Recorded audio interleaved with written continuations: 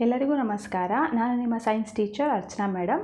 So ಇವತ್ತು ನಾವು SLCಯಲ್ಲಿ ಬರ್ತಕ್ಕಂಥ ಒಂದು ಅತಿ ಮುಖ್ಯವಾದಂಥ ಪಾಠದ 1 ಅಂಕದ ಪ್ರಶ್ನೆಗಳನ್ನು ಯಾವ ರೀತಿಯಾಗಿ ಬರುತ್ತೆ ಅಂಥೇಳಿ ನೋಡೋಣ. ಸೊ ಇವತ್ತು ನಾನು ಡಿಸ್ಕಸ್ ಮಾಡುವಂಥ ಒಂದು ಪ್ರಮುಖ ಪಾಠ ಯಾವುದು ಅಂದರೆ light, reflection and refraction. Light, reflection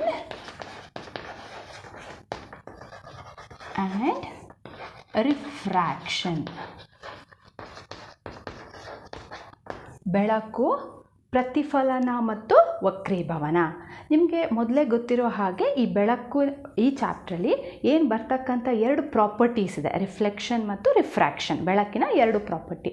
ಇದರಲ್ಲಿ ಈ ವರ್ಷದ ರೆಡ್ಯೂಸ್ಡ್ ಸಿಲೆಬಸ್ಸಲ್ಲಿ ರಿಫ್ಲೆಕ್ಷನ್ ಅಂತಕ್ಕಂಥ ಕಾನ್ಸೆಪ್ಟ್ ಇರೋದಿಲ್ಲ. ಸೊ ಈಗ ನಾವು ನೋಡಬೇಕಾಗಿರುವಂಥ ಕಾನ್ಸೆಪ್ಟ್ ಯಾವುದು? ರಿಫ್ರ್ಯಾಕ್ಷನ್. ಓಕೆ, ಸೊ ಹಾಗಾದರೆ ರಿಫ್ರ್ಯಾಕ್ಷನ್ಗೆ ಸಂಬಂಧಪಟ್ಟಂತೆ ಯಾವ್ಯಾವ 1 ಅಂಕದ ಪ್ರಶ್ನೆಗಳನ್ನು ಕೇಳಬಹುದು ಮತ್ತು ಯಾವ ರೀತಿ ಪ್ರಶ್ನೆಗಳು ಬರುತ್ತೆ ಅನ್ನೋದನ್ನು ನಾವು ಡಿಸ್ಕಸ್ ಮಾಡೋಣ. ಸೊ ಮೊದಲನೇದಾಗಿ refraction. When a light travel from one medium to other medium it bends and changes its direction. ಅಂದರೆ ಬೆಳಕು ಒಂದು ಮಾಧ್ಯಮದಿಂದ ಇನ್ನೊಂದು ಮಾಧ್ಯಮಕ್ಕೆ ಹೋಗುವಾಗ ಏನಾಗುತ್ತೆ, ಅದು ತನ್ನ ಪಥವನ್ನು, ತನ್ನ ದಿಕ್ಕನ್ನು ಏನು ಮಾಡುತ್ತೆ, ಅದು ಬದಲಾವಣೆ ಮಾಡ್ಕೊಳ್ಳುತ್ತೆ. ಆ ಒಂದು ಪ್ರೋಸೆಸ್ನ ಏನಂತ ಕರಿತೀವಿ ನಾವು? ರಿಫ್ರ್ಯಾಕ್ಷನ್ ಅಂಥೇಳಿ ಕರಿತೀವಿ ಅಲ್ವಾ. ಸೊ ನಿಮಗೆ ಅಲ್ಲಿ ಆಪ್ಷನಲ್ಲಿ ಆ ಒಂದು ಡೆಫಿನೇಷನ್ನ ಕೊಟ್ಬಿಟ್ಟು ಅದು ರಿಫ್ರ್ಯಾಕ್ಷನ್ನು ಅಥವಾ ರಿಫ್ಲೆಕ್ಷನ್ನು ಅಥವಾ ಬೇರೆ ಯಾವುದಾದ್ರು ಇನ್ಸಿಡೆಂಟ್ ಅಂತಾನೋ ಬೇರೆ ಬೇರೆ 4 ಆಪ್ಷನ್ನ ಕೊಟ್ಟಾಗ ನೀವು ಯಾವಾಗ ಬೆಳಕು ಒಂದು ಮಾಧ್ಯಮದಿಂದ ಇನ್ನೊಂದು ಮಾಧ್ಯಮಕ್ಕೆ ಚಲಿಸುವಾಗ ತನ್ನ ದಿಕ್ಕನ್ನು ಬದಲಾಯಿಸ್ಕೊಳ್ಳುತ್ತಲ್ವ, ತನ್ನ ಪಥವನ್ನು ಬದಲಾಯಿಸ್ಕೊಳ್ಳುತ್ತೆ, ಅದನ್ನೇನಂತ ಕರಿತೀವಿ ನಾವು? ರಿಫ್ರ್ಯಾಕ್ಷನ್ ಅಂಥೇಳಿ ಕರಿತೀವಿ, ವಕ್ರೀಭವನ ಅಂಥೇಳಿ ಕರಿತೀವಿ. ಸರಿಯಲ್ಲ? Okay, the second question, what is the basis for this refraction? So ಈ ಒಂದು ರಿಫ್ರ್ಯಾಕ್ಷನ್ ಆಗಲಿಕ್ಕೆ ಮೇನ್ ಇಂಪಾರ್ಟೆಂಟ್ ಫ್ಯಾಕ್ಟರ್ ಏನು ಚೇಂಜಸ್ ಆಗುತ್ತೆ? ದ ಮೇನ್ ಇಂಪಾರ್ಟೆಂಟ್ ಫ್ಯಾಕ್ಟರ್ ಯಾವುದು? Speed of the light. ಅಂದರೆ ಆ ಒಂದು ವಕ್ರೀಭವನ ಆಗಲಿಕ್ಕೆ ಮುಖ್ಯವಾದ ಕಾರಣ ಯಾವುದಾಗಿರುತ್ತೆ ಅಂತ ಕೇಳಿ ಆಪ್ಷನ್ಸ್ ಕೊಟ್ಟಾಗ ಸೊ ನಾವು ಸೆಲೆಕ್ಟ್ ಮಾಡಬೇಕಾಗಿರೋಂಥ ಪಾಯಿಂಟ್ ಯಾವುದಾಗಿರುತ್ತೆ? ಸ್ಪೀಡ್ ಅನ್ನೋದು important, speed of the light. So ಹಾಗಾದರೆ 3ನೇ ಪ್ರಶ್ನೆ, so speed of the light, so ಯಾವುದ್ಯಾವುದರಲ್ಲಿ ಸ್ಪೀಡ್ ಯಾವ ರೀತಿಯಾಗಿರುತ್ತೆ? So speed of the light is maximum in which medium? So ಯಾವ ಮೀಡಿಯಮಲ್ಲಿ, ಯಾವ ಮಾಧ್ಯಮದಲ್ಲಿ ಈ ಒಂದು ಬೆಳಕಿನ ವೇಗ ಅತಿ ಹೆಚ್ಚಾಗಿರುತ್ತೆ ಅಂಥೇಳಿ. ಸೊ ಯಾವ ಮಾಧ್ಯಮದಲ್ಲಿ? ಅದು ವ್ಯಾಕ್ಯೂಮ್, ನಿರ್ವಾತ ಅಲ್ವಾ. ಸೊ ವ್ಯಾಕ್ಯೂಮಲ್ಲಿ speed of the light maximum ಇರುತ್ತೆ, 3 × 10⁸ ಮೀಟರ್ ಪರ್ ಸೆಕೆಂಡ್ ಅಂತ ಹೇಳ್ತೀವಿ.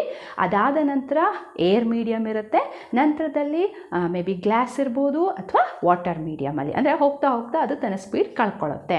ಸೊ ವೆರಿ ಮ್ಯಾಕ್ಸಿಮಮ್ ಇರುವಂಥದ್ದು ಯಾವುದರಲ್ಲಿ? ವ್ಯಾಕ್ಯೂಮಲ್ಲಿ. ಸೊ ಆಪ್ಷನಲ್ಲಿ ವ್ಯಾಕ್ಯೂಮ್ ಇರ್ಬೋದು, ಗ್ಲಾಸ್ ಇರ್ಬೋದು, ಏರ್ ಇರ್ಬೋದು, ವಾಟರ್ ಇರ್ಬೋದು. ಸೊ ನಮ್ಮ ಆನ್ಸರ್ ಯಾವುದಾಗಿರಬೇಕು? ವ್ಯಾಕ್ಯೂಮ್. ಮ್ಯಾಕ್ಸಿಮಮ್ ಅಂತ ಕೊಟ್ಟಾಗ ಆನ್ಸರ್ ವ್ಯಾಕ್ಯೂಮ್ಗೆ ನಾವು ಟಿಕ್ ಹಾಕಬೇಕು. Okay, next question. ನಾನು ಫಸ್ಟ್ ಹೇಳಿದೆ ಇವಾಗ ಏನು ರಿಫ್ರ್ಯಾಕ್ಷನ್ ಅಂತಂದರೆ when light travel from one medium to other medium ಅಲ್ವಾ. ನಾವು ಇದನ್ನು ಮೀಡಿಯಮ್ 1 ಅಂತ ತೊಗೊಂಡ್ರೆ ಇದನ್ನು ಮೀಡಿಯಮ್ 2 ಅಂಥೇಳಿ ತೊಗೊಳ್ಳೋಣ. ಸೊ ಮೀಡಿಯಮ್ಗಳು ಹೇಗಿರುತ್ತೆ? ಸೊ ಮೀಡಿಯಮ್ ಏನಾಗಿರುತ್ತೆ ಅಂದರೆ ನಾವು ಅದನ್ನು rarer medium and denser medium, ಅಂದರೆ ವಿರಳ ಮಾಧ್ಯಮ ಮತ್ತು ಸಾಂದ್ರ ಮಾಧ್ಯಮ ಅಂಥೇಳಿ ಕರಿತೀವಿ. ಸೊ ಈ ರೀತಿ ಒಂದು ಮಾಧ್ಯಮದಿಂದ ಇನ್ನೊಂದು ಮಾಧ್ಯಮಕ್ಕೆ ಹೋಗುತ್ತೆ ಅಲ್ವಾ.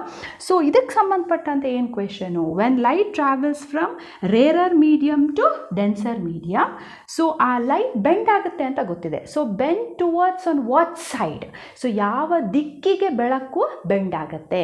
ಅದು ವಿರಳ ಮಾಧ್ಯಮದಿಂದ ಸಾಂದ್ರ ಮಾಧ್ಯಮಕ್ಕೆ ಹೋಗುವಾಗ ಯಾವ ದಿಕ್ಕಿಗೆ ಬದಲಾಗುತ್ತೆ ಅಥವಾ ಯಾವ ದಿಕ್ಕಿಗೆ ಬಾಗುತ್ತೆ, ಹಾಗೆ ಸಾಂದ್ರ ಮಾಧ್ಯಮದಿಂದ ವಿರಳ ಮಾಧ್ಯಮಕ್ಕೆ ಹೋಗುವಾಗ ಬೆಳಕು ಯಾವ ದಿಕ್ಕಿಗೆ ಬಾಗುತ್ತೆ ಅಂಥೇಳಿ. ಓಕೆ, ಸೊ ಈಗ ಸಪೋಸ್ ಬೆಳಕು ಯಾವ ಮಾಧ್ಯಮದಿಂದ ಹೋಗ್ತಾ ಇದೆ?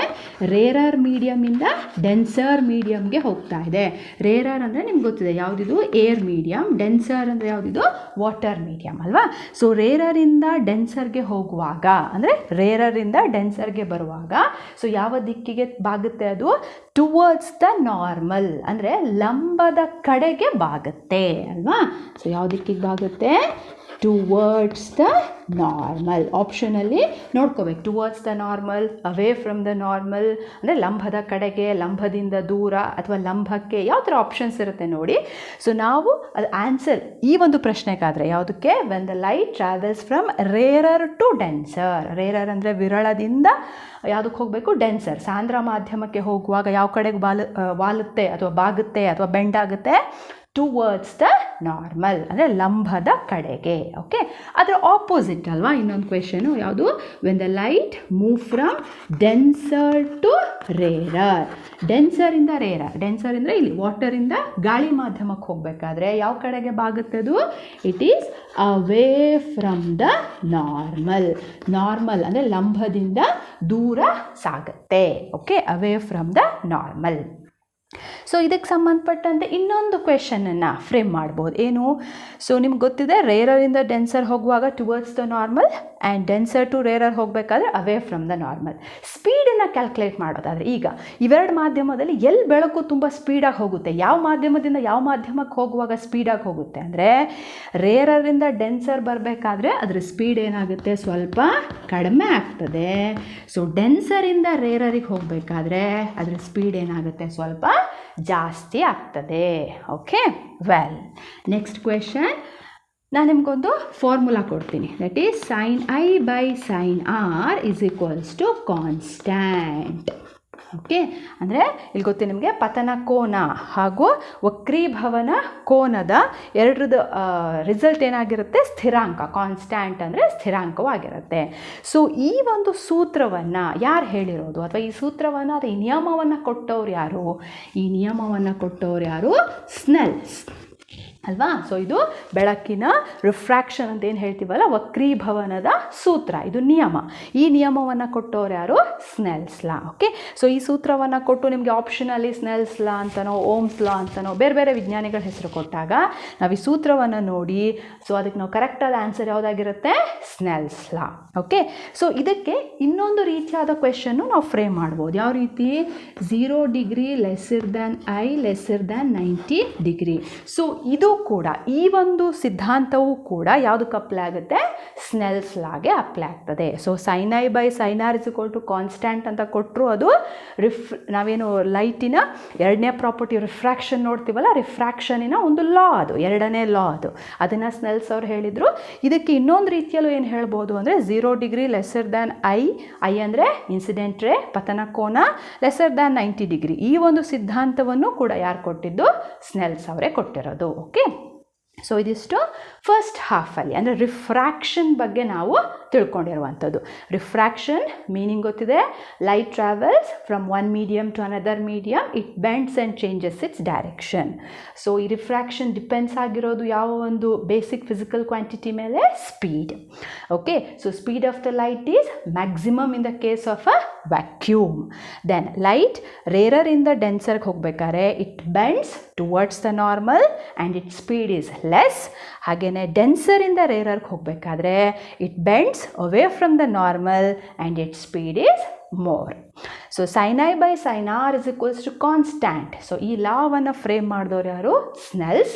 ಇದೇ ಲಾಗೆ ಇನ್ನೊಂದು ರೀತಿ ಕ್ವೆಶನ್ ಏನು ಬರ್ಬೋದು ಅಂದರೆ, ಸೊ ಈ ರೀತಿ ವ್ಯಾಲ್ಯೂಸ್ ಕೊಡ್ಬೋದು. ಸೊ ಲೆಸ್ಸರ್ ದ್ಯಾನ್ 90 ಡಿಗ್ರಿ ವ್ಯಾಲ್ಯೂಸ್ನ ಕೊಟ್ಟು ಇದು ಯಾರ ಸಿದ್ಧಾಂತ ಅಥವಾ ಯಾರು ಇದನ್ನು ಹೇಳಿದ್ರು ಅಂದರೆ ಅದು ಸ್ನೆಲ್ಸ್ ಅವರು ಹೇಳಿದ್ದಾರೆ. ಓಕೆ, ಹಾಗೆ ನೆಕ್ಸ್ಟ್ ನೋಡೋಣ. ಇದರಲ್ಲೇ ಬರುವಂತಹ ಇನ್ನೂ ಇಂಪಾರ್ಟೆಂಟ್ ಆದಂಥ 1 mark question regarding to refractive ಇಂಡೆಕ್ಸಿಗೆ ಸಂಬಂಧಪಟ್ಟಂತೆ. ರಿಫ್ರಾಕ್ಟಿವ್ ಇಂಡೆಕ್ಸ್ ಅಂದರೆ ವಕ್ರೀಭವನ ಸೂಚ್ಯಾಂಕ. ಸೊ ವಕ್ರೀಭವನ ಸೂಚ್ಯಾಂಕ ಆಧಾರವಾಗಿರುವಂತಹ ಫಿಸಿಕಲ್ ಕ್ವಾಂಟಿಟಿ ಅಂದರೆ ಭೌತಿಕ ಪರಿಣಾಮ. ರಿಫ್ರಾಕ್ಟಿವ್ ಇಂಡೆಕ್ಸಿನ ಭೌತಿಕ ಪರಿಮಾಣ ಯಾವುದು ಅಂದರೆ ಯಾವುದಕ್ಕೆ ಇದು ಆಧಾರವಾಗಿದೆ. So refractive index is also depends on speed of the light. Refractive ಇಂಡೆಕ್ಸನ್ನು ನಾವು ಕ್ಯಾಲ್ಕುಲೇಟ್ ಮಾಡೋದು ಯಾವುದ್ರ ಬೇಸಿಸ್ ಮೇಲೆ, speed of the light. Okay, ಎರಡನೇ ಪ್ರಶ್ನೆ, ರಿಫ್ರಾಕ್ಟಿವ್ ಇಂಡೆಕ್ಸಿಗೂ ಮತ್ತು ಡೆನ್ಸಿಟಿಗೂ ಯಾವ ರೀತಿಯಾದಂಥ ಒಂದು ಸಂಬಂಧ ಇದೆ? ಅಂದರೆ ಈ ಒಂದು ವಕ್ರೀಭವನ ಸೂಚ್ಯಾಂಕಕ್ಕೂ ಮತ್ತು ಸಾಂದ್ರತೆಗೂ ಇರ್ತಕ್ಕಂಥ ಸಂಬಂಧ ಏನು? ಸೊ ಏನದು ಸಂಬಂಧ? ರಿಫ್ರಾಕ್ಟಿವ್ ಇಂಡೆಕ್ಸ್ ಜಾಸ್ತಿ ಇದ್ದಾಗ ಡೆನ್ಸಿಟಿ ಅಂದರೆ ಸಾಂದ್ರತೆ ಏನಾಗಿರುತ್ತೆ? ಕಡಿಮೆ ಇರುತ್ತೆ. ನೀವು ಇದಕ್ಕೆ ಸಂಬಂಧಪಟ್ಟಂಥ ಒಂದು ಗಿವ್ ರೀಸನನ್ನು ಕೂಡ ಬರೆದಿರ್ತೀರ ಅಲ್ವಾ?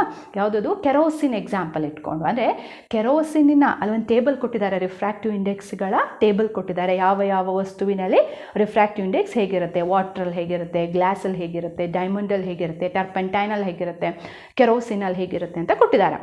ಆ ಟೇಬಲ್ನ ನೋಡಿದಾಗ ನಮಗೆ ರಿಫ್ರಾಕ್ಟಿವ್ ಇಂಡೆಕ್ಸ್ ಆಫ್ ಕೆರೋಸಿನ್ ಏನಾಗಿದೆ? ಜಾಸ್ತಿ ಇದೆ, ಅಂದರೆ ವಕ್ರೀಭವನ ಸೂಚ್ಯಾಂಕ ಜಾಸ್ತಿ ಇದೆ. ಆದರೆ ಅದರ ಡೆನ್ಸಿಟಿ ಸಾಂದ್ರತೆ ಏನಾಗಿದೆ? ಅದು ನೀರಿಗಿಂತ ಕಡಿಮೆ ಇದೆ. ಹಾಗಾಗಿ it is floats on the surface of the water ಅಲ್ವಾ? ಅದು ನೀರಿನ ಮೇಲೆ ತೇಲುತ್ತೆ. ಅಂದರೆ ರಿಫ್ರಾಕ್ಟಿವ್ ಇಂಡೆಕ್ಸ್ ಯಾವ ವಸ್ತುವಿಂದು ಮ್ಯಾಕ್ಸಿಮಮ್ ಆಗಿರುತ್ತೋ ಅದರ ಸಾಂದ್ರತೆ ಏನಾಗಿರುತ್ತೆ? ಕಡಿಮೆ ಇರುತ್ತೆ. ಇದು ನೋಡಿದಾಗ ನಿಮ್ಗೆ ಗೊತ್ತಾಗುತ್ತೆ ವಿಲೋಮ ಅನುಪಾತ, ಇನ್ವರ್ಸ್ಲಿ ಪ್ರಪೋರ್ಷನಲಲ್ಲಿ ಇದೆ. ಸೊ ಇದು ಕೂಡ ನಮಗೆ ಒಂದು ಆಬ್ಜೆಕ್ಟಿವ್ ಟೈಪ್ ಕ್ವಶನ್ಗೆ ಬರುವಂಥದ್ದು. ಅಂದರೆ ರಿಫ್ರಾಕ್ಟಿವ್ ಇಂಡೆಕ್ಸ್ ಮತ್ತು ಡೆನ್ಸಿಟಿ ರಿಲೇಷನ್ ಏನು ಅಂದರೆ, ರಿಫ್ರಾಕ್ಟಿವ್ ಇಂಡೆಕ್ಸ್ ಜಾಸ್ತಿ ಇದ್ದಾಗ ಡೆನ್ಸಿಟಿ ಏನಾಗಿರುತ್ತೆ? ಕಡಿಮೆ ಇರುತ್ತೆ. ಓಕೆ, ಇದಿಷ್ಟು ಫಸ್ಟ್ ಹಾಫಲ್ಲಿ ರಿಫ್ರಾಕ್ಷನಲ್ಲಿ ಬರುವಂಥದ್ದು. ಇನ್ನೊಂದಿದೆ, ಯಾವುದದು? ವೆರಿ ಸಿಂಪಲ್ ರಿಗಾರ್ಡಿಂಗ್ ದ ಲೆನ್ಸಸ್ಗಳ ಬಗ್ಗೆ. ವೆರಿ ಸಿಂಪಲ್, ಜಾಸ್ತಿ ಏನಿಲ್ಲ ಆಯಿತಾ. ಲೆನ್ಸಸ್ ನಮಗೆ ಗೊತ್ತಿದೆ ಎಷ್ಟು ಟೈಪ್ಸ್ ಲೆನ್ಸ್ ಇದೆ. How many types of lenses? 2 types of lens. ನಮಗೆ ಅದು ಏನು ಡೈರೆಕ್ಟ್ ಕ್ವೆಶನ್ ಇಲ್ಲ, ನಮಗೆ ಆಬ್ಜೆಕ್ಟಿವ್ಸಿಗೆ ಬರುವಂಥದ್ದೆಲ್ಲ ನೋಡೋಣ. ಏನು ಕ್ವೆಶನ್ ಬರ್ಬೋದು? The first question, the converging lens is also called as. ಯಾವುದನ್ನು ನಾವು ಕನ್ವರ್ಜಿಂಗ್ ಲೆನ್ಸ್, ಬೆಳಕನ್ನು ಕೇಂದ್ರೀಕರಿಸ್ತಕ್ಕಂಥ ಮಸೂರವನ್ನು ಏನಂತ ಕರಿತೀವಿ ನಾವು? ಇಟ್ ಈಸ್ ಕಾನ್ವೆಕ್ಸ್ ಲೆನ್ಸ್ ಅಥವಾ ಪೀನ ಮಸೂರ ಅಂತ ಹೇಳಿ ಕರಿತೀವಿ ಅಲ್ವಾ? ಅದಕ್ಕೆ ಆಪೋಸಿಟ್ ಆಗಿ ಬೆಳಕನ್ನು ವಿಕೇಂದ್ರೀಕರಿಸುವಂಥ ಮಸೂರ ಅಥವಾ diverging lens are called as A concave lens ಅಥವಾ ನಿಮ್ನ ಮಸೂರ. ಆಯ್ತಲ್ಲ, ಅಲ್ಲಿಗೆ 2 ಕ್ವೆಶನ್ನು, ಕಾನ್ವೆಕ್ಸ್ ಲೆನ್ಸಿಗೆ ಮತ್ತು ಕಾನ್ಕೇವ್ ಲೆನ್ಸಿಗೆ. ಆಪ್ಷನ್ಸ್ ಕೊಡ್ತಾರೆ, ಕಾನ್ವೆಕ್ಸ್ ಕೊಡ್ತಾರೆ, ಕಾನ್ಕೇವ್ ಕೊಡ್ತಾರೆ, ಪ್ಲೇನೋ ಕಾನ್ಕೇವ್ ಅಂತ ಕೊಡ್ತಾರೆ, ಕಾನ್ವೆಕ್ಸೋ ಕಾನ್ಕೇವ್ ಅಂತ ಕೊಡ್ತಾರೆ. So mirrors, convex mirror, concave mirror ಎಲ್ಲ ಕೊಟ್ಟಿರ್ತಾರೆ. ಸೊ ನಾವು ಕರೆಕ್ಟಾಗಿ ಕ್ವೆಶನ್ ಓದಬೇಕು, ಯಾಕಂದರೆ ಮಿರರ್ ಇಲ್ಲ ನಮಗೆ. ನಾವು ಈ ಸಲ ಓದುವಂಥದ್ದು ಬರೀ ಲೆನ್ಸ್ ಬಗ್ಗೆ ಮಾತ್ರ. ಸೊ ಹಾಗಾಗಿ ಕನ್ವರ್ಜಿಂಗ್ ಲೆನ್ಸ್ ಅಂದರೆ ಅದು ಕಾನ್ವೆಕ್ಸ್ ಆ್ಯಂಡ್ ಡೈವರ್ಜಿಂಗ್ ಲೆನ್ಸ್ ಅಂದರೆ ಯಾವುದದು? ಕಾನ್ಕೇವ್, ಪೀನ ಮಸೂರ ಮತ್ತು ನಿಮ್ನ ಮಸೂರ. ಓಕೆನಾ? Next, what type of images R formed in convex lens? ಸಾಮಾನ್ಯವಾಗಿ ಪೀನ ಮಸೂರದಲ್ಲಿ ಬೀಳ್ತಕ್ಕಂಥ ಪ್ರತಿಬಿಂಬಗಳ ಗುಣಲಕ್ಷಣ ಹೇಗಿರುತ್ತೆ? ಸೊ ಎಲ್ಲ ಪ್ರತಿಬಿಂಬಗಳು ಏನಾಗಿರುತ್ತೆ? ರಿಯಲ್ ಆ್ಯಂಡ್ ಇನ್ವರ್ಟೆಡ್ ಅಲ್ವಾ? ಸತ್ಯ ಮತ್ತು ತಲೆ ಕೆಳಗಾದ ಪ್ರತಿಬಿಂಬ ಯಾವುದರಲ್ಲಿ? ಕಾನ್ವೆಕ್ಸಲ್ಲಿ. ಸೊ ಅದಕ್ಕೆ ರಿವರ್ಸ್ ಆಗಿ ಕಾನ್ಕೇವಲ್ ಏನಾಗಿರುತ್ತೆ? Virtual and erect. ವರ್ಚುಯಲ್ ಅಂದರೆ ಮಿಥ್ಯ ಪ್ರತಿಬಿಂಬ ಮತ್ತು ಎಲ್ಲವೂ ಏನಾಗಿರುತ್ತೆ? ಸ್ಟ್ರೈಟ್ ಆಗಿರುತ್ತೆ. ಓಕೆ, ಇಲ್ಲಿ ಆಪ್ಷನ್ಸ್ ಇರ್ತದೆ, ಬಟ್ ನಿಮ್ಗೆ ಆಪ್ಷನ್ ಟಿಕ್ ಮಾಡಬೇಕಲ್ವಾ? ಸೊ ಹಾಗಾಗಿ ಕರೆಕ್ಟಾಗಿ ಅದನ್ನು ಎಲ್ಲೂ ಡೌಟ್ಸ್ ಇರಬಾರ್ದು, ನಮಗೆ ಕ್ಲಿಯರ್ ಕಟ್ ಪಿಕ್ಚರ್ ಇರಬೇಕು. ಯಾಕಂದರೆ ಎಲ್ಲ ಆಪ್ಷನ್ಸ್ಗಳು ಸಮ್ವಾಟ್ ಒಂಥರ ಸೇಮ್ ಅನಿಸ್ತಿರುತ್ತೆ ನಮಗೆ, ಎಸ್ಪೆಷಲಿ ಈ ಚಾಪ್ಟ್ರಲ್ಲಿ ಎಲ್ಲೂ ಡಿಫ್ರೆನ್ಸ್ ಅನ್ಸಲ್ಲ. ಸೊ ಹಾಗಾಗಿ ಕರೆಕ್ಟಾಗಿ ಕ್ವೆಶನ್ ಏನು ಕೊಟ್ಟಿದ್ದಾರೆ ಮತ್ತು ನಾನು ಆನ್ಸರ್ ಏನು ಬರೀಬೇಕು ಅಂತ ನೋಡಿ ಟಿಕ್ ಮಾಡಬೇಕು. ಸರಿನಾ? ಪೀನ ಮಸೂರ ಆದರೆ ಅವೇನಾಗಿರುತ್ತೆ? ಸತ್ಯ ಪ್ರತಿಬಿಂಬ ಮತ್ತು ತಲೆ ಕೆಳಗಾಗಿರುತ್ತೆ. ನಿಮ್ನ ಮಸೂರದಲ್ಲಿ ಅದೇನಾಗಿರುತ್ತೆ? ಮಿಥ್ಯ ಪ್ರತಿಬಿಂಬ ಮತ್ತು ಎಲ್ಲವೂ ಸ್ಟ್ರೈಟ್ ಆಗಿರುತ್ತೆ. ಓಕೆ, ವೆಲ್, ಈಗ ನಾವು ಒಂದೆರಡು ರೇ ಡಯಾಗ್ರಾಮ್ನ ನೋಡೋಣ. ಸೊ ರೇ ಡಯಾಗ್ರಾಮ್ ಗೊತ್ತಿದೆ ನಿಮಗೆ, ಕಾನ್ವೆಕ್ಸ್ ಲೆನ್ಸಿಗೆ ಹೇಗೆ ಬರಿತೀವಿ ರೇ ಡಯಾಗ್ರಾಮ್ ಅಂಥೇಳಿ. ಸೊ ಈ ರೇ ಡಯಾಗ್ರಾಮ್ ನಾನು ರಫ್ ಸ್ಕೆಚ್ ಹಾಕಿರೋದು. ರೇ ಡಯಾಗ್ರಾಮ್ ಬರೆದ ಮೇಲೆ ನಾವಿಲ್ಲೊಂದು 2 ಪಾಯಿಂಟ್ಸ್ಗಳನ್ನು ನೋಡೋಣ. ಈ ರೇ ಡಯಾಗ್ರಾಮಲ್ಲಿ ನಾವು ಕ್ಯಾಂಡಲ್ ಇಟ್ಟಿದ್ದೀವಿ, ಅಂದರೆ ಒಂದು ಆಬ್ಜೆಕ್ಟ್ ಇಟ್ಟಿದ್ದೀನಿ, ಅದರ ಬೆಳಕು ಲೆನ್ಸ್ ಮೇಲೆ ಬಿದ್ದಿದೆ. ಬಿದ್ದ ನಂತರ ಅದು ಏನಾಗುತ್ತೆ? ಅಲ್ಲಿ ವಕ್ರೀಭವನ ಆಗುತ್ತೆ ಅಂತ ಹೇಳಿ ಅಲ್ವಾ? ಸೊ ಚೇಂಜ್ ಆಯಿತು. ನೆಕ್ಸ್ಟ್ ಏನಾಗುತ್ತೆ? ಅದರದ್ದು ಪ್ರತಿಬಿಂಬ ಬೀಳುತ್ತೆ ಅಲ್ವಾ? ಪ್ರತಿಬಿಂಬ ಒಂದು ಕಡೆ ಕೇಂದ್ರೀಕೃತ ಆಗುತ್ತೆ. ಸೊ ಆ ಕೇಂದ್ರೀಕೃತ ಆಗುವಂಥ ಪಾಯಿಂಟನ್ನ ಏನಂತ ಕರಿತೀವಿ ನಾವು? ಎಫ್ ಅಂತ ಹೇಳಿ ಕರಿತೀವಿ, ಕ್ಯಾಪಿಟಲ್ ಎಫ್ ಅಲ್ವಾ? ಸೊ ಏನಿದು ಕ್ಯಾಪಿಟಲ್ ಎಫ್? ಪ್ರಿನ್ಸಿಪಲ್ ಫೋಕಸ್, ಪ್ರಧಾನ ಸಂಗಮ ಅಂತ ಹೇಳಿ ಕರಿತೀವಿ. ಅಂದರೆ ನಾವೀಗ ಕಾನ್ವೆಕ್ಸ್ ಲೆನ್ಸ್ ಪೀನ ಮಸೂರದಲ್ಲಿ ಸೊ ಬೆಳಕು ಪ್ರತಿಫಲಿತ ಆದ ನಂತರ ಅದು ಸೇರ್ತಕ್ಕಂಥ ಅಥವಾ ಕೇಂದ್ರೀಕೃತ ಆಗುವಂಥ ಜಾಗವನ್ನು ಏನಂತ ಕರಿತೀವಿ? ನಿಮಗೆ ಆಪ್ಷನಲ್ಲಿರುತ್ತೆ, ಪ್ರಿನ್ಸಿಪಲ್ ಫೋಕಸ್ ಇರುತ್ತೆ, ಪ್ರಿನ್ಸಿಪಲ್ ಆ್ಯಕ್ಸಿಸ್ ಇರುತ್ತೆ, ಫೋಕಲ್ ಲೆಂತ್ ಇರುತ್ತೆ, ಆಪ್ಟಿಕ್ ಸೆಂಟರ್ ಅಂತಿರುತ್ತೆ. ಸೊ ನಾವು ಯಾವುದಕ್ಕೆ ಟಿಕ್ ಹಾಕ್ತೀವಿ? ಪ್ರಿನ್ಸಿಪಲ್ ಫೋಕಸ್ ಅಲ್ವಾ? ಸೊ ಬೆಳಕು ಕೇಂದ್ರೀಕೃತ ಆಗಿರುವಂಥ ಜಾಗವನ್ನು ಏನಂತ ಕರಿತೀವಿ ನಾವು? Principal focus. Okay, next. So ಇದು ನಿಮ್ಗೆ ಗೊತ್ತಿದೆ, ಇದು ಸೆಂಟರ್ ಇದು. ಸೊ ಇಲ್ಲಿಂದ ಇಲ್ಲಿಗಿರುವಂಥ ಡಿಸ್ಟೆನ್ಸ್ನ ಏನಂತ ಕರಿತೀವಿ ನಾವು? Focal length, the distance between optic centre and principal focus. So next question. So distance between the principal focus and optic centre is called dash. So ಏನಂತ ಬರೀತೀರಾ? ಫೋಕಲ್ ಲೆಂತ್, ಸಂಗಮ ದೂರ. ಏನಂತ ಬರಿತೀವಿ? ಫೋಕಲ್ ಲೆಂತ್ ಅಂತ ಹೇಳಿ ಬರಿತೀವಲ್ವಾ? ಸಂಗಮ ದೂರ, ಸರಿಯಲ್ಲ? ಓಕೆ, ನೆಕ್ಸ್ಟು ನಿಮಗೆ ರೇ ಡಯಾಗ್ರಾಮ್ ಎಲ್ಲ ಬರೆದ್ಮೇಲೆ ಅಲ್ಲಿ ಒಂದು ರೇ ಡಯಾಗ್ರಾಮಿನ ಒಂದು ಡ್ರಾಯಿಂಗ್ ವೆರಿ ಇಂಪಾರ್ಟೆಂಟ್. ಸೊ ಎಲ್ಲ ಬೆಳಕು ಏನಾಗುತ್ತೆ ಅಂದರೆ ನಾವು ಲೆನ್ಸ್ ಮೇಲೆ ಬಿದ್ದ ಮೇಲೆ ಅದು ಇಟ್ ಚೇಂಜಸ್ ಇಟ್ಸ್ ಡೈರೆಕ್ಷನ್ ಅಲ್ವಾ? ಡೈರೆಕ್ಷನ್ ಚೇಂಜ್ ಆಗುತ್ತೆ. But at one point light ಏನೂ ಆಗೋದಿಲ್ಲ, ಬೆಂಡೆ ಆಗೋದಿಲ್ಲ, ಸ್ಟ್ರೈಟಾಗಿ ಹೋಗುತ್ತೆ ಅಟ್ ಒನ್ ಪಾಯಿಂಟ್. ಯಾವ ಪಾಯಿಂಟ್ ಅದು? ಆಪ್ಟಿಕ್ ಸೆಂಟರ್ ಅಥವಾ ದೃಕ್ ಕೇಂದ್ರ ಅಂತ ಹೇಳಿ ಕರಿತೀವಲ್ಲ. ಸೊ ಆ ದೃಕ್ ಕೇಂದ್ರದ ಮೂಲಕ ಬೆಳಕು ಪಾಸ್ ಆಗುವಾಗ ಎಲ್ಲೂ ಕೂಡ ತನ್ನ ದಿಕ್ಕನ್ನು ಅಥವಾ ತನ್ನ ಪಥವನ್ನು ಏನು ಮಾಡಲ್ಲ, ಅದು ಬದಲಾಯಿಸ್ಕೊಳ್ಳಲ್ಲ. ಸೊ ತನ್ನ ದಿಕ್ಕು ಅಥವಾ ಪಥವನ್ನು ಬದಲಾಯಿಸಿಕೊಳ್ಳದೇ ಇರತಕ್ಕಂಥ ಆ ಒಂದು ಜಾಗ, ಬಿಂದು ಯಾವುದು ಅಂದರೆ ಅದು ಆಪ್ಟಿಕ್ ಸೆಂಟರ್ ಅಥವಾ ದೃಕ್ ಕೇಂದ್ರ. ಆಪ್ಟಿಕ್ ಸೆಂಟರ್ ಅಥವಾ ದೃಕ್ ಕೇಂದ್ರ. ಅರ್ಥ ಆಯ್ತಲ್ಲ? ಇದು ವೆರಿ ಸಿಂಪಲ್. ಇದರಲ್ಲಿರುವಂಥದ್ದು ಏನದು? ಲೆನ್ಸಲ್ಲಿ ನಾವು 2 ಟೈಪ್ ಲೆನ್ಸ್ ನೋಡ್ತೀವಿ, ಕಾನ್ವೆಕ್ಸ್ ಲೆನ್ಸ್ ಮತ್ತು ಕಾನ್ಕೇವ್ ಲೆನ್ಸ್. ಕಾನ್ವೆಕ್ಸ್ ಅಂದರೆ ಕನ್ವರ್ಜಿಂಗ್, ಬೆಳಕನ್ನು ಕೇಂದ್ರೀಕೃತಗೊಳಿಸುವಂಥದ್ದು. ಕಾನ್ಕೇವ್ ಅಂದರೆ ಬೆಳಕನ್ನು ವಿಕೇಂದ್ರೀಕೃತಗೊಳಿಸುವಂಥದ್ದು, ನಿಮ್ಮ ಮಸೂರ. ಇನ್ನು ಕಾನ್ವೆಕ್ಸ್ ಲೆನ್ಸಲ್ಲಿ ಇಮೇಜಸ್ ಹೇಗಿರುತ್ತೆ? ರಿಯಲ್ ಆ್ಯಂಡ್ ಇನ್ವರ್ಟೆಡ್, ಸತ್ಯ ಮತ್ತು ತಲೆ ಕೆಳಗಾದ ಪ್ರತಿಬಿಂಬ. ಕಾನ್ಕೇವಲ್ಲಿ ಮಿಥ್ಯ ಮತ್ತು ಸ್ಟ್ರೈಟ್ ಆಗಿರುವಂಥದ್ದು ಅಂದರೆ ನೇರವಾದ ಪ್ರತಿಬಿಂಬ. ಇನ್ನು ನಾವೊಂದು ಇಮೇಜ್ ಯಾವ ರೀತಿ ಬೀಳುತ್ತೆ ಅಂತ ತಗೊಂಡಾಗ, ಸೊ ಬೆಳಕು ಪ್ರತಿಫಲಿತಗೊಂಡು ಬೀಳುವಂಥ ಆ ಒಂದು ಕೇಂದ್ರವನ್ನು ಏನಂತ ಕರಿತೀವಿ ನಾವು? ಪ್ರಿನ್ಸಿಪಲ್ ಫೋಕಸ್ ಅಂತ ಕರಿತೀವಲ್ವಾ? ಪ್ರಧಾನ ಸಂಗಮ. ಹಾಗೆ ಆಪ್ಟಿಕ್ ಸೆಂಟರಿಗೂ ಮತ್ತು ಪ್ರಿನ್ಸಿಪಲ್ ಫೋಕಸ್ಸಿಗೂ ಇರ್ತಕ್ಕಂಥ ಡಿಸ್ಟೆನ್ಸನ್ನು ಫೋಕಲ್ ಲೆಂತ್, ಸಂಗಮ ದೂರ ಅಂಥೇಳಿ ಕರಿತೀವಿ. ಹಾಗೆ ಬೆಳಕು ಆ ಒಂದು ಲೆನ್ಸಿನ ಮೂಲಕ ಚಲಿಸುವಾಗ ಯಾವ ಕೇಂದ್ರದಲ್ಲಿ ಅದು ವಿಚಲಿತ ಆಗೋದಿಲ್ಲ, ನೇರವಾಗಿ ಚಲಿಸುತ್ತೆ ಅಂದರೆ ಆ ಕೇಂದ್ರದ ಹೆಸರೇನು? ಆಪ್ಟಿಕ್ ಸೆಂಟರ್ ಅಥವಾ ದೃಕ್ ಕೇಂದ್ರ ಅಂಥೇಳಿ ಕರಿತೀವಿ. ಓಕೆ, ಇನ್ನು ನೀವು ಟೇಬಲ್ಸನ್ನು ನೋಡಿರ್ತೀರ ಅಲ್ವಾ? ಟೇಬಲ್ಸ್ ಅಂತಂದರೆ ಮಾಮೂಲಿ ಫರ್ನಿಚರ್ ಟೇಬಲ್ ಹೇಳ್ತಿಲ್ಲ ನಾನು. ಈ ಕಾನ್ವೆಕ್ಸ್ ಲೆನ್ಸ್ ಮತ್ತು ಕಾನ್ಕೇವ್ ಲೆನ್ಸಿಗೆ ಸಂಬಂಧಪಟ್ಟಂಥ ನಮ್ಮ ಟೆಕ್ಸ್ಟ್ ಬುಕ್ಕಿನಲ್ಲಿ ಒಂದು ಟೇಬಲ್ ಇದೆ. ಸೊ ಆ ಟೇಬಲಲ್ಲಿ ನಾವು ಆಬ್ಜೆಕ್ಟನ್ನು ಯಾವ ಡಿಸ್ಟೆನ್ಸಲ್ಲಿ ಇಟ್ಟಾಗ ಇಮೇಜ್ ಎಲ್ಲಿ ಬೀಳುತ್ತೆ ಮತ್ತು ಆ ಇಮೇಜಿನ ಸೈಜ್ ಏನು, ಅದರ ನೇಚರ್ ಏನು ಅಂಥೇಳಿ ನೀವು ಅದನ್ನು ಒಂದು ಸಲ ಗ್ಲ್ಯಾನ್ಸ್ ಮಾಡಿದ್ರೆ ತುಂಬ ಒಳ್ಳೆಯದಾಗಿರುತ್ತೆ. ಅಂದರೆ ಫಾರ್ ಎಕ್ಸಾಂಪಲ್ ಆಬ್ಜೆಕ್ಟ್ ಇನ್ಫಿನಿಟಿಯಲ್ಲಿ ಇಟ್ಟಾಗ ಏನಾಗುತ್ತೆ, ಅಥವಾ ಆಬ್ಜೆಕ್ಟ್ F1 ಇಟ್ಟಾಗ ಇಮೇಜ್ F2 ಅಲ್ಲಿ ಬಿದ್ದಿರುತ್ತೆ, 2F2 ಅಲ್ಲಿ ಬಿದ್ದಿರುತ್ತೆ, ಹಾಗೂ ಇಮೇಜ್ ಸೇಮ್ ಸೈಜಲ್ಲಿ ಇರುತ್ತೆ. ಅಥವಾ ಆಬ್ಜೆಕ್ಟನ್ನು F1 ಮತ್ತು 2F1ಗಳ ಮಧ್ಯೆ ಇಟ್ಟಾಗ ಇಮೇಜ್ ಬಿಯಾಂಡ್ 2F2 ಬಿದ್ದಿರುತ್ತೆ, ಹಾಗೂ ಆ ಇಮೇಜ್ ಏನಾಗಿರುತ್ತೆ? ಎನ್ಲಾರ್ಜ್ಡ್ ಇಮೇಜ್ ಆಗಿರುತ್ತೆ ಅನ್ನುವ ಏನು ಆಪ್ಷನ್ಸ್ಗಳಿದಾವಲ್ಲ, ಏನು ಟೇಬಲ್ ಕೊಟ್ಟಿದ್ದಾರಲ್ಲ, ಆ ಟೇಬಲನ್ನು ನೀವು ಒಂದ್ಸಲ ಕ್ಲಿಯರ್ ಆಗಿ ನೋಡ್ಕೊಳ್ಳಿ. ಅದರಲ್ಲೂ ಕೂಡ ಅದಕ್ಕೂ ನಾವು ಆಪ್ಷನ್ಗಳನ್ನು ಹಾಕಿ ಕ್ವೆಶನನ್ನು ಫ್ರೇಮ್ ಮಾಡಬಹುದು. ಸೊ ಹಾಗಾಗಿ ಅದು ಒಂದು ಸ್ವಲ್ಪ ಅದ್ರ ಬಗ್ಗೆ ಗಮನ ಇರಲಿ. ಅದಾದ ನಂತರ ಬರುವಂಥದ್ದು ಯಾವುದು? Power of the lens. Okay, ಅಂದರೆ ಪವರ್ ಆಫ್ ದ ಲೆನ್ಸ್ ಅಂದರೆ ಮಸೂರದ ಸಾಮರ್ಥ್ಯ ಅಂಥೇಳಿ ಕರಿತೀವಿ. ಸೊ ನಿಮಗೆ ಯಾವ ರೀತಿ ಆಬ್ಜೆಕ್ಟಿವ್ಸ್ ಬರ್ಬೋದು? Object type question. So ability of the lens to converge or diverge the light rays with respect to the focal length is called as what ಅಂಥೇಳಿ ಬರುತ್ತೆ. ಅಂದರೆ ಸಾಮರ್ಥ್ಯ ಮತ್ತು ಸಂಗಮ ದೂರವು ವಿಲೋಮ ಅನುಪಾತದಲ್ಲಿರುವಂಥ ಕ್ರಿಯೆಯನ್ನು ಏನಂತ ಕರಿತೀವಿ? ಅದನ್ನು ನೀವು ಮಸೂರ ಸಾಮರ್ಥ್ಯ ಅಂತಿರೋ, ವರ್ಧನೆ ಅಂತಿರೋ, ಅಥವಾ ಏನೋ ಒಂದು ಆಪ್ಷನ್ಸ್ ಇರ್ತದೆ. ಸೊ ನಾವಲ್ಲಿ ಆ ಥರ ಪವರು ಮತ್ತು ಫೋಕಲ್ ಲೆಂತು ಎರಡು ವಿಲೋಮ ಅನುಪಾತದಲ್ಲಿದ್ದರೆ ಅದನ್ನು ಏನಂತ ಕರಿತೀವಿ ನಾವು? ಪವರ್ ಆಫ್ ಲೆನ್ಸ್ ಅಂತ ಹೇಳಿ ಕರಿತೀವಿ. ಅದ್ರ ಫಾರ್ಮುಲಾ ಗೊತ್ತಿದೆ ನಮಗೇನು? P = 1/8 F. ಪಿ ಅಂದರೆ ಪವರ್, ಎಫ್ ಅಂದರೆ ಫೋಕಲ್ ಲೆಂತ್. ಸರಿಯಲ್ಲ? ಓಕೆ. ಇನ್ನು ಈ ಒಂದು ಪವರ್ ಆಫ್ ಲೆನ್ಸಿನ SI ಯೂನಿಟ್ ಏನು? SI ಮಾಪಕ ಏನು? SI ಯೂನಿಟ್ ಏನು? ಡಯಾಪ್ಟರ್. ಸೊ ಹಾಗೂ ಅದು ಕ್ಯಾಪಿಟಲ್ ಲೆಟರ್ ಡಿ ಅಲ್ಲಿ ಮೆನ್ಷನ್ ಮಾಡ್ತೀವಿ. ಓಕೆ. ನೆಕ್ಸ್ಟ್ ಲೆನ್ಸಿನ ಫಾರ್ಮುಲಾ ಗೊತ್ತಿರಬೇಕು. ಏನು ಲೆನ್ಸಿನ ಫಾರ್ಮುಲಾ?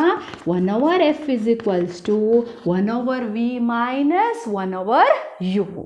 ಹಾಗೆ ಮ್ಯಾಗ್ನಿಫಿಕೇಷನ್ ಫಾರ್ಮುಲಾ ಗೊತ್ತಿರಬೇಕು. ವರ್ಧನೆಯ ಸೂತ್ರ ಏನು? m = v/u ಅಥವಾ h1/h ಅಲ್ವಾ?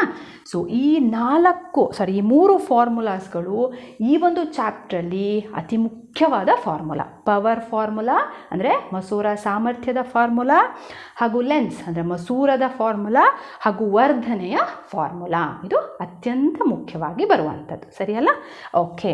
ಇನ್ನು ಇದರಲ್ಲಿ ಪ್ರಾಬ್ಲಮ್ಗೆ ರಿಲೇಟೆಡ್ ಆಗಿ ಕ್ವೆಶನ್ಸ್ ಇರ್ತವೆ. ಏನದು ಪ್ರಾಬ್ಲಮ್ಗೆ ರಿಲೇಟೆಡ್ ಆಗಿ ಕ್ವೆಶನ್ಸ್ ಇರೋದು? ಪ್ರಾಬ್ಲಮ್ ಒಂದು ಸೆಂಟೆನ್ಸ್ ಕೊಡ್ತೀನಿ ನಾನು. For example, if P = +0.2D, name the lens. So ಅಂದರೆ ಪವರ್ +0.2D ಅಂತ ಇದೆ ಅಂದರೆ, ಸೊ ಇಲ್ಲಿ ಯಾವ ಲೆನ್ಸನ್ನ ಯೂಸ್ ಮಾಡಿದ್ದಾರೆ? ಪಿನ ಮಸೂರನ, ನಿಮ್ನ ಮಸೂರನ ಅಂಥೇಳಿ ಬರೆಯೋಕ್ಕಿರತ್ತೆ. ನಾವು ಫಸ್ಟ್ ಸಿಂಬಲ್ ನೋಡ್ಕೊತೀವಿ. ಸೊ P = +0.2 ಇದೆ ಅಂದರೆ ನಾವಿಲ್ಲಿ ಬರಿಬೇಕು ಯಾವ ಲೆನ್ಸ್ ಅದು? ಕಾನ್ವೆಕ್ಸ್ ಲೆನ್ಸನ್ನು, ಪಿನ ಮಸೂರವನ್ನು ಬಳಸಿದ್ದಾರೆ. ಸಪೋಸ್ P = -0.2D ಅಂತ ಬರೆದಿದೆ ಅಂದರೆ ಯಾವ ಲೆನ್ಸ್ ಹಾಕಿರ್ತೀವಿ? Concave lens. ಪ್ಲಸ್ ಇದ್ದರೆ ಕಾನ್ವೆಕ್ಸ್, ಮೈನಸ್ ಇದ್ದರೆ ಕಾನ್ಕೇವ್ ಲೆನ್ಸ್. ಓಕೆ, ಇದು ಡೈರೆಕ್ಟ್ ಆಯಿತು. ಈಗ ಇನ್ನೊಂದು ರೀತಿ, P = +0.2D, find its focal length. Find its focal length ಅಂದರೆ ಮಸೂರ ಸಾಮರ್ಥ್ಯ ಎಷ್ಟಿದೆ? +0.2D ಇದೆ. ಸೊ ಇದರ ಫೋಕಲ್ ಲೆಂತ್ ಅಂದರೆ ಸಂಗಮ ದೂರವನ್ನು ಕಂಡುಹಿಡಿಬೇಕು. ಫಾರ್ಮುಲಾ ಹಾಕ್ಕೊತೀರಾ ಏನು? P = 1/f. P ಕೊಟ್ಟಿದ್ದಾರೆ ಎಷ್ಟು? 0.2, 1/f. ಸೊ ಅಲ್ಲಿಗೆ 0.2, f = 1, f = 1/0.2. ಇದನ್ನು ನಾವು ಸಬ್ಸ್ಟ್ಯೂಟ್ ಮಾಡಿಕೊಂಡು ಲೆಕ್ಕವನ್ನು ಮಾಡಬೇಕು. ಅಲ್ಲಿ ನಿಮ್ಗೆ ಇಷ್ಟುದ್ದ ಲೆಕ್ಕ ಕೊಡ್ತಾರಾ ಇದು 1 ಮಾರ್ಕ್ಸಿಗೆ ಅಲ್ವಾ ಅಂತಂದರೆ, ಇದು ನೀವು ಸೈಡ್ ವರ್ಕ್ ಮಾಡೋದು, ರಫ್ ವರ್ಕ್ ಮಾಡುವಂಥದ್ದು. ಅಲ್ಲಿ ಜಸ್ಟ್ ಆಪ್ಷನ್ ಇರ್ತದೆ 4, 6, 8, 10 ಈ ರೀತಿ ಆಪ್ಷನ್ಸ್ಗಳನ್ನು ಕೊಟ್ಟಿರ್ತಾರೆ ಅವರು. ಸೊ ನೀವು ಇದನ್ನು ಸಪ್ರೇಟಾಗಿ ರಫ್ ವರ್ಕ್ ಮಾಡಿಕೊಂಡು ಆನ್ಸರ್ ಬರೀಬೇಕು. ಈ ರಫ್ ವರ್ಕ್ ಮಾಡಬೇಕು ಅಂದರೆ ನಿಮಗೆ ಫಸ್ಟ್ ಪವರ್ದು ಫಾರ್ಮುಲಾ ಗೊತ್ತಿರಬೇಕಲ್ಲ. P = 1/f ಅಂತ ಹಾಕಿ, P ಅವ್ರು ಕೊಟ್ಟಿದ್ದಾರೆ, ಎಫ್ನ ನಾವು ಹಾಕ್ಕೊಂಡು ಮಾಡಬೇಕು ಅಂಥೇಳಿ ಅಲ್ವಾ. ಸೊ ಇದೆಷ್ಟಾಗುತ್ತೆ? 10/2. ಸೊ f = 5 ಅಂತ ಆಗುತ್ತೆ. ಸರಿ ಅಲ್ವಾ? ಓಕೆ. ಸೊ ಈ ರೀತಿಯಾದಂತಹ ಲೆಕ್ಕ ಇಲ್ಲಿ ಪವರ್ ಕೊಟ್ಟಿದ್ದಾರೆ, ರಿವರ್ಸ್ ಆಗಿ ಫೋಕಲ್ ಲೆಂತ್ನ ಅವರೇ ಕೊಟ್ಟು ಪವರ್ನ ಕಂಡುಹಿಡಿಯೋಕ್ಕೆ ಹೇಳಿದ್ರು ಕೂಡ ಸೇಮ್ ಫಾರ್ಮುಲಾವನ್ನು ಹಾಕ್ಕೊಂಡು ಮಾಡುವಂಥದ್ದು. ಸರಿ ಅಲ್ಲ? ಓಕೆ. ಸೊ ಇನ್ನು ಕೊನೆಯದಾಗಿ ನಾನು ನಿಮಗೆ ಲೆನ್ಸಿಗೆ ಸಂಬಂಧಪಟ್ಟಂಥ ಲೆಕ್ಕವನ್ನು ಕೊಟ್ಟಾಗ ಅಂದರೆ 1/f = 1/v - 1/u ಇದು ಫಾರ್ಮುಲಾ. ಸೊ ಇದು ಲೆಕ್ಕ ಕೊಟ್ಟಾಗ, ಸೊ ನಾವೀಗ ಇಲ್ಲೂ ಕೂಡ ಏನು ಮಾಡ್ತಾರೆ? ಲೆಕ್ಕವನ್ನು ಕೊಡ್ತಾರೆ, ಕಾನ್ವೆಕ್ಸ್ ಲೆನ್ಸಿಂದು, ಕಾನ್ಕೇವ್ ಲೆನ್ಸಿಂದು. ನಾವು ಕೂಡ ರಫ್ ವರ್ಕ್ ಮಾಡಿಕೊಂಡು ನಾವು ಎಂಟ್ರೀಸ್ನ ಇಲ್ಲಿ ಬರಿಬೇಕಾಗತ್ತೆ. ನೀವು ಲೆಕ್ಕ ಮಾಡಬೇಕಾದ್ರೆ ಫಸ್ಟು ಕ್ವಶನಲ್ಲಿ ಯಾವ ಲೆನ್ಸ್ ಕೊಟ್ಟಿದ್ದಾರೆ ನೋಡ್ಕೊಳ್ಳಿ. Convex lens or concave lens.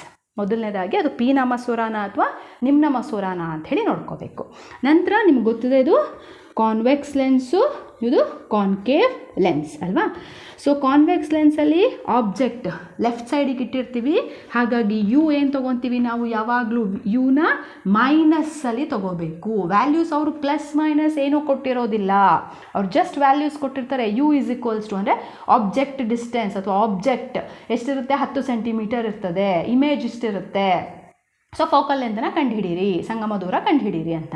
ಆದರೆ ನಾವು ಅದಕ್ಕೆ ಹೇಳಿದೆ, ಫಸ್ಟ್ ಲೆನ್ಸ್ ಯಾವ್ದು ಕೊಟ್ಟಿದ್ದಾರೆ ನೋಡಿಕೊಂಡು ಸಿಂಬಲ್ಗಳನ್ನು ನಾವೇ ಹಾಕ್ಕೋಬೇಕು. ಪ್ಲಸ್ ಅಥವಾ ಮೈನಸ್ ಸಿಂಬಲ್ ನಾವು ಹಾಕ್ಕೋಬೇಕು. ಸೊ ಹಾಕ್ಕೊಳ್ಳುವಾಗ ನಮಗೆ ಗೊತ್ತಿರಬೇಕಲ್ವ ಯಾವ ಲೆನ್ಸ್ ಬಗ್ಗೆ ನಾನು ಲೆಕ್ಕ ಮಾಡ್ತಾ ಇದ್ದೀನಿ ಅಂತ. ಸೊ ಕಾನ್ವೆಕ್ಸ್ ಲೆನ್ಸ್ ಆದರೆ ಆಬ್ಜೆಕ್ಟ್ ಲೆನ್ಸಿನ ಲೆಫ್ಟ್ ಸೈಡಲ್ಲಿರುತ್ತೆ, ಸೊ ಹಾಗಾಗಿ ಮೈನಸ್ ಅಂತ ತೊಗೊಂಡಿದ್ದೀವಿ. ಇಮೇಜ್ ಯಾವಾಗಲೂ ರೈಟ್ ಸೈಡೇ ಬಿದ್ದಿರುತ್ತೆ, ಹಾಗಾಗಿ ವಿ ಯಾವಾಗಲೂ ಏನಾಗಿರುತ್ತೆ?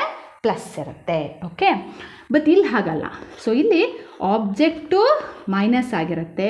ಸೊ ಯಾಕಂದರೆ ಇದು ವಿಕೇಂದ್ರೀಕರಣ ಅಲ್ವಾ, ವಿಕೇಂದ್ರೀಕೃತ ಲೆನ್ಸ್ ಅಲ್ವಾ, ಇದು ಡೈವರ್ಜಿಂಗ್ ಲೆನ್ಸ್, ಬೆಳಕನ್ನು ಏನು ಮಾಡುತ್ತದು, ಚದುರಿಸುತ್ತೆ. ಸೊ ಹಾಗಾಗಿ ಇಮೇಜ್ ಕೂಡ ಏನಾಗುತ್ತೆ, ಇದು ಲೆಫ್ಟ್ ಸೈಡಲ್ಲೇ ಬೀಳೋದ್ರಿಂದ ವಿ ಕೂಡ ಏನಾಗುತ್ತೆ, ಇಲ್ಲಿ ಮೈನಸ್ಸೇ ಆಗಿರುತ್ತೆ. ಹಾಗಾಗಿ ಲೆಕ್ಕ ಮಾಡುವಾಗ ಈ ಒಂದು ಫಾರ್ಮುಲಾವನ್ನು ನೆನ್ಪಿಟ್ಕೊಳ್ಳಿ. ಯಾಕೆ ಅಂದರೆ ನಿಮಗೆ ಈ ವರ್ಷದಲ್ಲಿ ಆ್ಯಕ್ಚುಲಿ ಈ ಫಾರ್ಮುಲಾವನ್ನು ನೀವು ಮಿರರ್ಗೆ ಸಂಬಂಧಪಟ್ಟ ಲೆಕ್ಕವನ್ನು ಮಾಡುವಾಗ ಮಾಡಿರ್ತಿದ್ರಿ. ಬಟ್ ಈ ವರ್ಷ ನಿಮಗೆ ಸಿಲೆಬಸ್ ರೆಡ್ಯೂಸ್ ಮಾಡಿರೋದ್ರಿಂದ ಆ ಕಾರ್ಟೀಷಿಯನ್ ಫಾರ್ಮುಲಾ ಅನ್ನುವಂಥದ್ದು ಯಾವುದ್ರಲ್ಲಿ ಬರುತ್ತೆ, ರಿಫ್ಲೆಕ್ಷನಲ್ಲಿ ಬಂದಿದೆ. ಕಾರ್ಟೀಷಿಯನ್ ಫಾರ್ಮುಲಾ ನಾವು ಮಿರರ್ ಬಗ್ಗೆ ಓದುವಾಗ, ರಿಫ್ಲೆಕ್ಷನ್ ಬಗ್ಗೆ ಓದುವಾಗ ಅಲ್ಲಿ ಫಾರ್ಮುಲಾಗಳನ್ನು ಕಲಿತೀವಿ. ಅಂದರೆ ಪ್ಲಸ್ ಮೈನಸ್ ಸಿಂಬಲ್ ಕಲಿತೀವಿ, ಎಲ್ಲಿ ಪ್ಲಸ್ ಹಾಕಬೇಕು, ಎಲ್ಲಿ ಮೈನಸ್ ಹಾಕಬೇಕು. ಈ ಸಲ ಇಲ್ಲ, ನಿಮಗೆ ಡೈರೆಕ್ಟಾಗಿ ರಿಫ್ರಾಕ್ಷನಿಗೆ ಹೋಗಿದ್ದೀರಾ, ಅಲ್ಲೆಲ್ಲೂ ಕೂಡ ಕಾರ್ಟೀಷಿಯನ್ ಮೆಥಡ್ ಅನ್ನೋದು ಇಲ್ಲ. ಸೊ ಹಾಗಾಗಿ ನೀವು ಅದನ್ನು ಬಿಟ್ಕೊಂಡ್ರೆ ಈ ಒಂದು ಲೆಕ್ಕವನ್ನು ಮಾಡಲಿಕ್ಕೆ ನಿಮಗೆ ಆಗಲ್ಲ. ಆಮೇಲೆ ಈಗ ರೀಸೆಂಟಾಗಿ ಬೋರ್ಡಿಂದ ಅನೌನ್ಸ್ ಮಾಡಿರುವಂಥ ಒಂದು ಮಾಡೆಲಲ್ಲಿ ಎಷ್ಟೆಷ್ಟು ಮಾರ್ಕ್ಸಿಗೆ ಬರಬಹುದು ಅನ್ನೋದು ಚಾಪ್ಟರ್ಸ್ ಅಂತ ಮಾಡಿದ್ರಲ್ಲಿ ಈ ಚಾಪ್ಟರು 4 ಮಾರ್ಕ್ಸಿಗೆ ಬರುವಂಥದ್ದು. ಆಯಿತಾ, 40ರಲ್ಲಿ 4 ಮಾರ್ಕ್ಸು ಇದೇ ಚಾಪ್ಟರಿಂದ ಬರುವಂಥದ್ದು. ಮತ್ತು ಈ ಹಿಂದೆ ನಾನು ಮಾಡಿರುವಂಥ ಕಾರ್ಬನ್ ಆ್ಯಂಡ್ ಇಟ್ಸ್ ಕಂಪೌಂಡ್ಸ್ ಅದು ಕೂಡ 4 ಮಾರ್ಕ್ಸಿಗೆ ಬರುವಂಥದ್ದು.